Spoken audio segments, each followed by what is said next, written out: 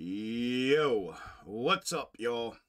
What's up, Xtreme Gainz family? As you know, I'm Chuck, and this is Xtreme Gainz.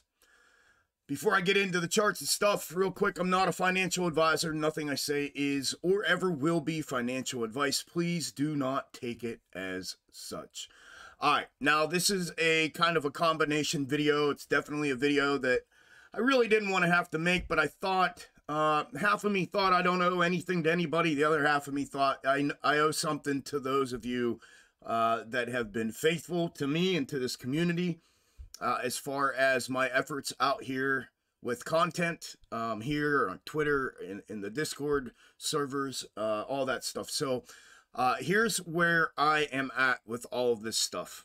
The interest, the response, and the interaction with the content out here on YouTube, both the weekly update and prep videos and the Wednesday live streams have been dismal at best, and numbers are decreasing as I continue to push through.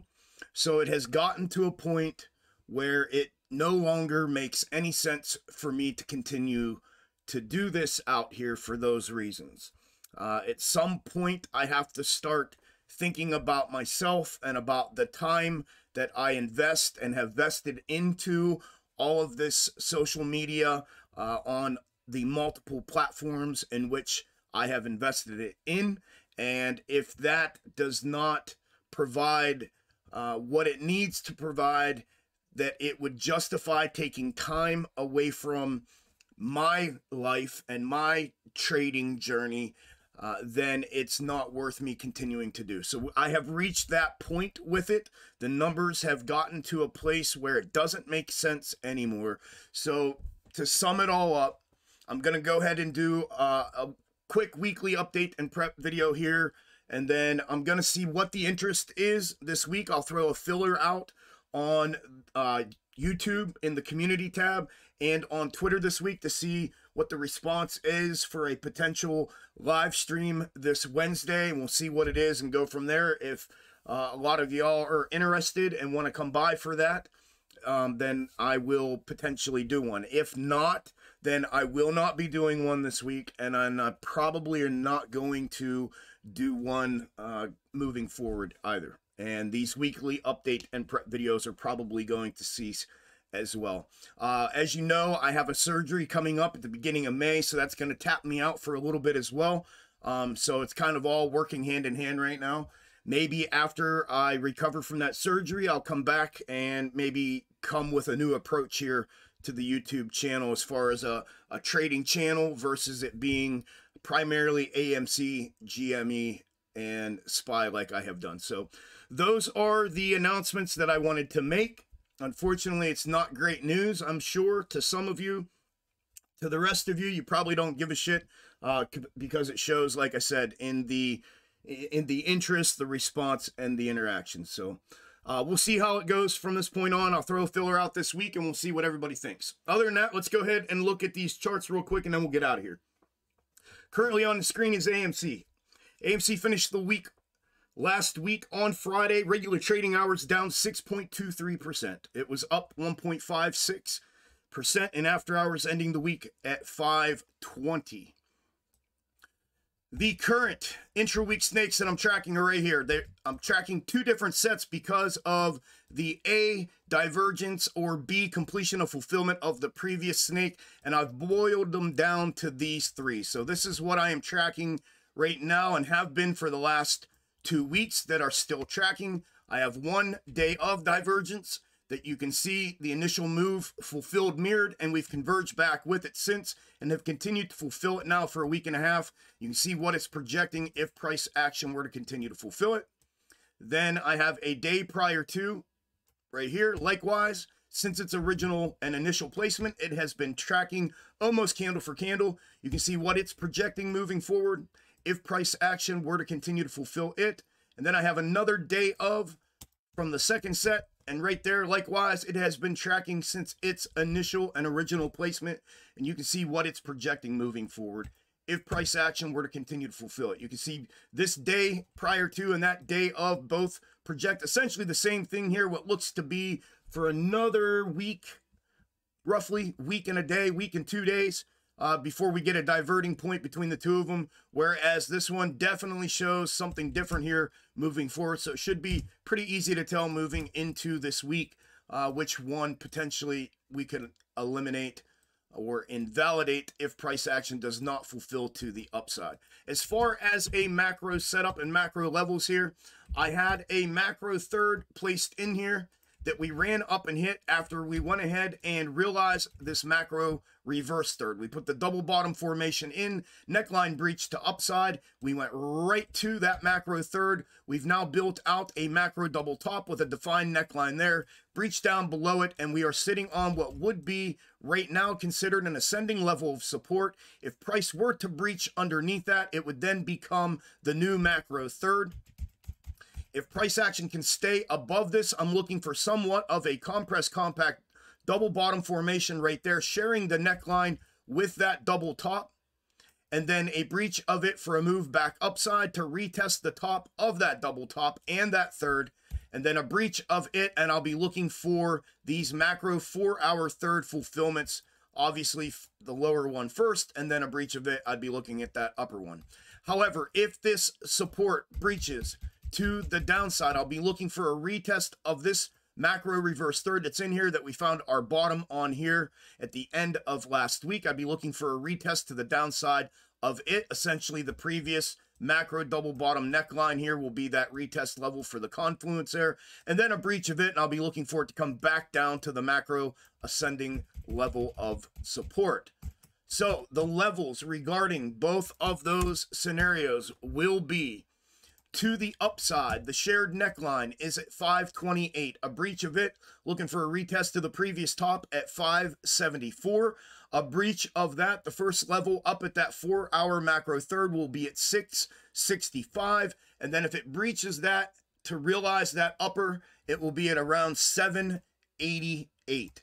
However, back downside, if the support were to breach, the support is at 487. A breach of it, I'll be looking at 468 first, and then a retest of the macro ascending level of support at 393. Then GME. GME finished the day on Friday regular trading hours down 0.4% and then up 0.09% in after hours, ending the week trading at 2248.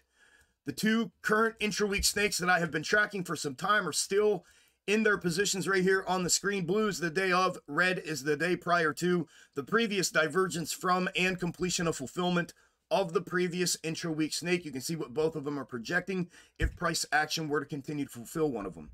As far as a macro setup and macro levels, we fulfilled all three of these macro thirds that were converging here.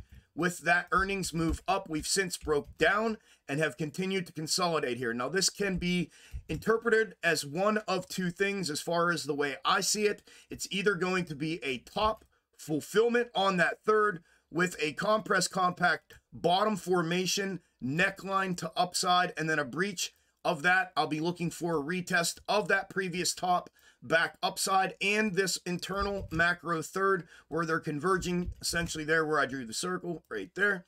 And then obviously a breach of it, and I'd have to zoom out here. We have the macro double bottom formation and all of this bottom formation down here with this green line as a macro neckline for a large macro move back upside.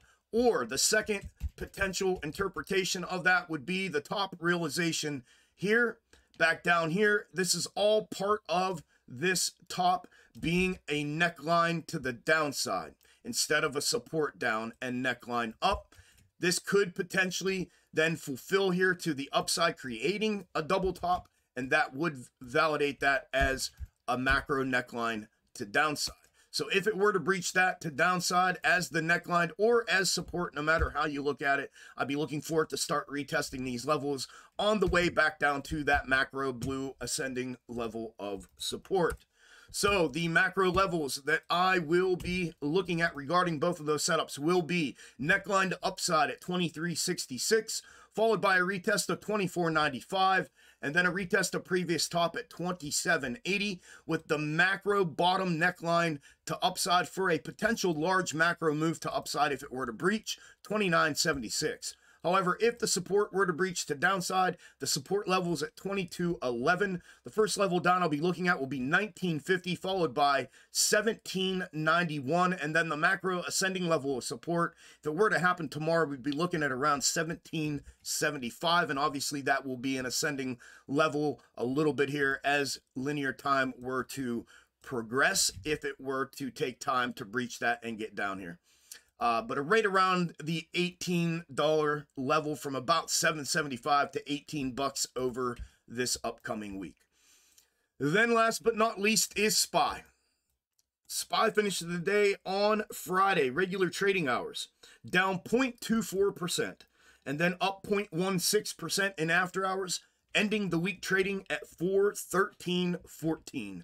The current intra-week snake is still on the screen, still fulfilling. We are now into our 8th week. I should have updated that. Going into our 8th week of fulfillment this week since its initial placement. You can see the continued fulfillment of it. We did mirror that upside continuation to the 4-hour macro third up here in a downside manner, and I can go ahead and draw it. Instead of continuing to fulfill to the upside here, we fulfilled that in a mirrored manner. We've since converged back with it for continued fulfillment and started back upside. It is projecting in that straight up position with continued fulfillment, a short-term upside move to the internal third level that I already have in here, and then a rejection off of it back downside for that continued fulfillment. Obviously, the opposite of that would be true if it were to fulfill this in the mirrored position after that first initial mirrored fulfillment of it.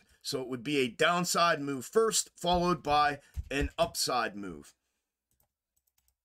Then from a macro setup perspective, right now we are sitting in a potential macro top. We had a macro third coming out of the middle of this macro double bottom here that we did hit dead on to the penny and broke down, started building out this top formation. We have since breached it once for a potential confirmation retest and continuation move to upside. However, the continuation move failed and we breached back down to the neckline, found support on Friday, and we are back up sitting on that confirmation resistance level at around 414. So if it were to breach that to the upside, I'd like to see it realize that internal third that you see right there first and foremost before a continuation to upside to where you see all 3 thirds converging up here on this 4-hour third at around 425. However, if that upside move were to reject again here at around that 414 confirmation resistance level and come back downside, I'd be looking for it to start retesting these internal levels, followed by the double bottom neckline and eventually this support level, which in turn would be the macro double top formation neckline to downside. If it were to breach that, be looking for a retest of that internal macro ascending level of support, and then a breach of it is where things will open up to the downside to this macro reverse third and or the macro ascending level of support potentially here at the confluence of them at around 391.50. So in both of those scenarios and setups, the significant levels that I will be looking at will be to the upside, the confirmation resistance level at 414, a breach of it. I'll be looking for it to retest this internal third here, anywhere between 418 and 420 for its initial realization, and then a potential breakdown, short-term breakdown with a compressed compact W before a continuation to upside to these converging thirds at, like I said, around 425. If it were by chance to breach that 425, the next significant macro level to the upside will be 430, followed by 435. However, if confirmation resistance provides resistance again, obviously there's some internal levels here to the downside. Initially, it'll be the previous top level at 413. A breach of it, I'll be looking for this double bottom neckline at 409.50, followed by realizing this as a macro double top and the neckline to downside at 406. A breach of 406. Then I'm looking for the internal ascending level of support at around 404. And then a breach of 404, like I said, it opens it up to the downside. The initial move I'll be looking for will be to that macro reverse third at around 393, and or the macro ascending level of support at around 390 or 391.